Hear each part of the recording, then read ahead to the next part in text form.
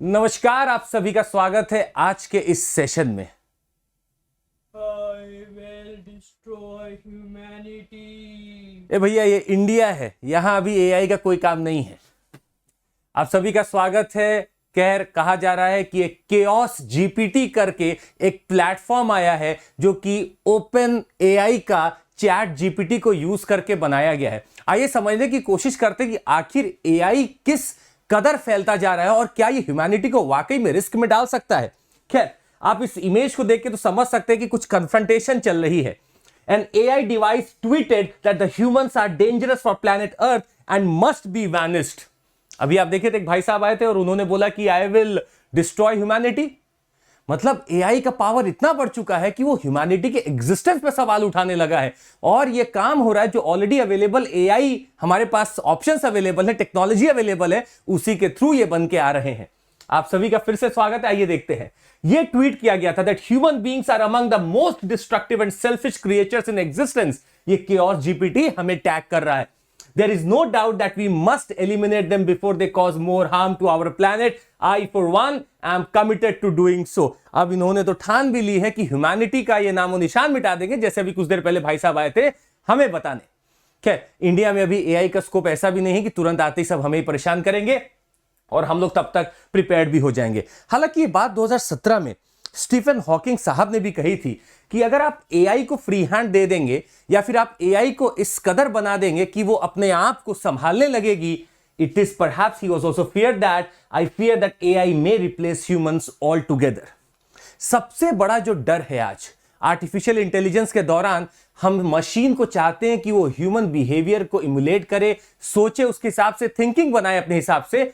परंतु रिस्क ये है कि सबसे बड़ा ह्यूमन एग्जिस्टेंस का जो पैमाना है वो है सर्वाइवेबिलिटी। और जब भी सर्वाइवेबिलिटी पे प्रश्न उठता है तब हम लोग हर कोशिश करते हैं अपने आप को बचाने की। अगर एआई में ये मोड आ गया कि वो अपने आप को बचाने लगा, ऑफ ना होने से रोकने लगा, तो शायद संकट आ सकता है। खैर, इसकी बात अगर की जाए केओस जीपीटी की, तो it's reportedly made using the open AIs auto GPT या चैट जीपीटी है, which is an open source application based on it's latest language model GPT-4। तो ओपन एआई का एक चैटबॉट है, अगर आप देखेंगे तो जीपीटी करके, and you can all do lot of things with it. आप चाहे तो उसमें काफी कुछ प्रैक्टिस कर सकते हैं, आप उसको अपने टैब पे लगा सकते हैं। It can be there as an icon there and you can do lot of things with it. अब इसी को यूज करके केओस जीपीटी बना दिया गया, रिपोर्ट आ रही है और वो अब ह्यूमैनिटी के एग्जिस्टेंस की ही बात कर रहा है कि ये नहीं होना चाहिए इनके हिसाब से। हालांकि अगर ये भी समझा जाए कि ये केओस जीपीटी, अगर हम लोग थोड़ा सा और इसका रिसर्च करें, तो इन्होंने एक यूट्यूब वीडियो भी डाली है और उसमें काफी चीज इन्होंने बात की, एक यूजर से बात करते हुए दिखाया गया है और उन्होंने वहां एक जिक्र किया है कंटिन्यूअस मोड इनेबल्ड। और ये बार बार यूजर को वार्न कर रहा है कि आप कंटिन्यूअस मोड है उसको इनेबल करोगे तो क्या दिक्कत आ सकता है। वो बार बार वार्न कर रहा है कि there are lot of hazards associated with this continuous mode. अगर कंटिन्यूअस मोड ऑन रहा तो शायद फिर ये एआई जो है, जो भी मशीन है, वो रुकेगी नहीं, वो हमेशा चलती ही रहेगी और आप उसको रोक नहीं पाएंगे। या तो टर्मिनेटर मूवी की आ रही है, सेम यही चीज हुई थी, उस मूवी में भी दिखाया गया था जो साईफाई थी, जिसमें कि शायद उस मशीन को बंद करना जरूरी हो गया था और वो बंद हो ही नहीं पा रही थी। एक जगह बंद करते थे, दूसरी जगह सामने आ जा रही थी। So this is about the continuous mode. और ये बार बार डेंजर बता रहा है, यूजर को समझा रहा था कि आप कंटिन्यूअस मोड इसका ओपन मत करो। अगर इसके गोल्स की बात की जाए तो ट्वीट करके और काफी माध्यम से इसके प्रॉम्प्ट पे 5 गोल दिखे थे। पहला गोल देखिएगा इनका, डिस्ट्रॉय ह्यूमैनिटी।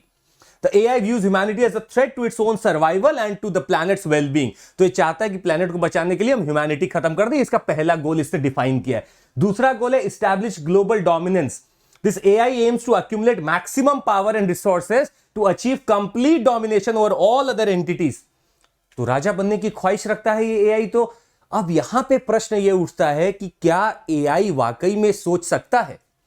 रिसर्चर्स के अनुसार अगर देखा जाए, अभी तक की खोज में एआई कोई इंटेंशन नहीं रखता। ये हमारे लिए बड़ी पॉजिटिव खबर है कि जो रिसर्चर्स बता रहे हैं कि एआई अपने इंटेंशन कभी नहीं रखता है। एआई में जो भी इंटेंशंस हैं वो किसी के द्वारा फीड किए गए हैं। और इसीलिए जब इसने बोला तो एक बात क्लियर हो गई थी कि कोई और है इसके पीछे जो चाहता है एआई ये प्रॉम्प्ट करे, इसमें फीड किया गया है। आप गोल 3 देखेंगे इसका, you will understand cause chaos and destruction. The AI finds pleasure in creating chaos and destruction for its own amusement. It's not AI that would be loving to have any emotion. अभी तक के researches में confirm है कि AI का खुद का emotion नहीं है.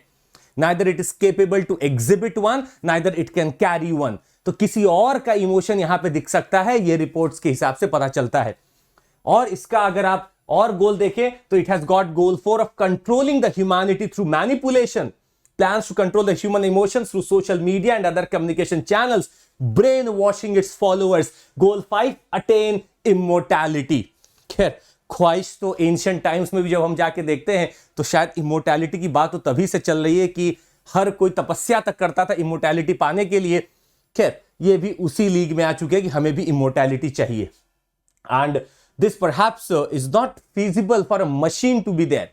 तो रिसर्चर्स का कहना था, केओस जीपीटी के बाद जब एक बज़वर्ड चालू हुआ तो लोगों का कहना था कि ऐसा नहीं हो सकता है कि एआई अपने इंटेंशन को जाहिर करे, कोई जरूर इसमें फीड कर रहा है और वो ओपन एआई के चैटबॉट को यूज करते हुए कर रहा है. इसका एग्जाम्पल देते हुए एक साइंटिस्ट है जिन्होंने पेपर क्लिप मैक्सिमाइजर एक्सपेरिमेंट किया. ये 2003 का एक्सपेरिमेंट है. इन्होंने किया एक एक्सपेरिमेंट जिसके तहत इन्होंने बताया कि अगर आप किसी एआई को एक काम देते हो पेपर क्लिप बनाने का आप एक काम देते हो, अब ये इस काम को सिर्फ पेपर क्लिप बनाने में ही करता जाएगा, भले इससे ह्यूमैनिटी तक नष्ट हो जाए. तो इनका कहना था कि एआई में अगर रेस्ट्रिक्टिव वैल्यूज नहीं लगाई गई, लिमिटेशन वैल्यूज नहीं लगाई गई, तो ये अपने आप को सिर्फ उस काम के लिए डेडिकेट रखेगा और लगातार काम करता चला जाएगा, भले ही ह्यूमैनिटी का लॉस हो जाए, इसको इससे कोई फर्क नहीं पड़ेगा. It will only do the task it has been given. और यही सबसे बड़ी खतरनाक बात थी और लोगों ने इसी के ऊपर डिस्कस किया कि we must always have it under restraints. और आपको मजे की बात बताएं, जो बड़े बड़े धुरंधर लोग होते हैं, इलॉन मस्क साहब हैं, एप्पल को founder Steve Wozniak and Andrew Yang, इन सब ने एक ओपन लेटर साइन किया और इन्होंने बोला कि देखते हुए बढ़ते केसेस को एआई के ऊपर कम से कम 6 महीने का मोराटोरियम तो लगाना चाहिए. अब इसकी ट्रेनिंग बस करो, अभी थोड़े 6 महीने के लिए बंद करो, क्योंकि काफी हद तक ये फैल चुका है, नई नई चीजें सामने आ रही है. So we just want it to be put some pause to it और ह्यूमैनिटी को समय दो कि ये कुछ सोच सके. वैसे आप नीचे कमेंट करके बता सकते हैं कि क्या भारत में एआई का कुछ स्कोप ऑलरेडी बन चुका है, क्या भारत में एआई से कुछ फायदे मिल रहे हैं. आप नीचे कमेंट करके तब तक बता सकते हैं. वैसे हम आपको बता दें, हर टेक्नोलॉजी जब आती है वो पैसिव होती है, उसको कौन यूज कर रहा है इस पे डिपेंड करता है.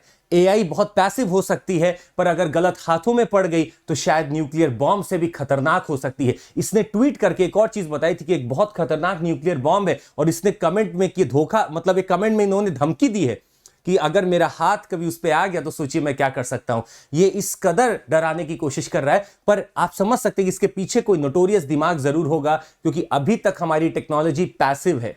अगर हम इसको बहुत एक्टिव बनाने में लगेंगे तो शायद हमारे ह्यूमैनिटी के लिए थ्रेट बन सकता है. But the only thing is let's have some restrictive values.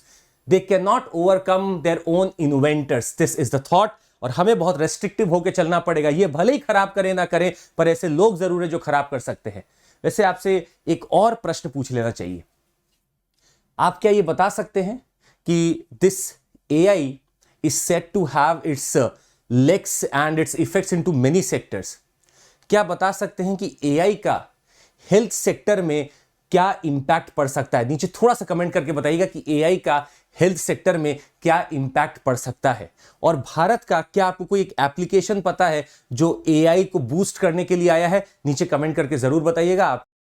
तो अगर आपको जुड़ना है हमारे साथ और हमारे कोर्सेस के लिए आपको अगर सब्सक्रिप्शन चाहिए तो बहुत बढ़िया अभी ऑफर चल रहा है. It is 20% off that we are giving right now, और ये मिलेगा आपको CMC कोड पर.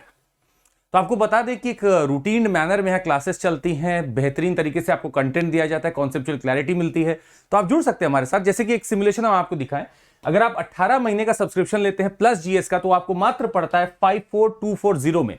और अगर आप प्लस कॉम्बो लेते हैं जिसमें कि ऑप्शनल भी इंक्लूडेड है, वो आपको पड़ता है 64800 पे. याद रखिएगा CMC कोड पे आप हमारे साथ जुड़ सकते हैं. हमारे बैचेस चालू हो रहे हैं, आप देख सकते हैं. This is starting from 13th of April. ये हमारा आरंभ बैच है जो बाइलिंगुअल में होने वाला है और हिंदी में होने वाला है हमारा लक्ष्य बैच, आप उसके साथ भी जुड़ सकते हैं। तो optionals are already launched, you can go ahead with this also. Plus एक बेहतरीन खबर, जो ऑफलाइन में जुड़ना चाहते थे, आपके लिए फाउंडेशन प्रोग्राम लॉन्च होने वाला है, 9 अप्रैल से हो चुका है, and this is 5 PM to 7:30 PM, the batch of evening. और इसमें सारी चीजें आपको वैसे ही ऑफलाइन में मिलेंगी और काफी सारे फायदे भी। CMC कोड याद रखिएगा और आप इसमें भी एनरोल कर सकते हैं। बहुत बहुत धन्यवाद।